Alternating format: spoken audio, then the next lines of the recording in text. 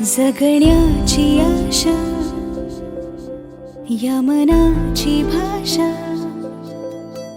तू न बोलता ना ऐकता समजून घेना. स्वप्नांचे रंग मी तुझ्यात दंग, पुरी बाकी काय तुझी साथ संग असताना. आकाशी चंद्र चांदण्या तोडून मी कहाणल्या, मनाचा पाळणा करू बांधून घे जरा झुला. डोळ्यात तूच साजणी, सुखाचा स्पर्श तू नवा. तुझ्या विना उरेना अर्थ जीवना.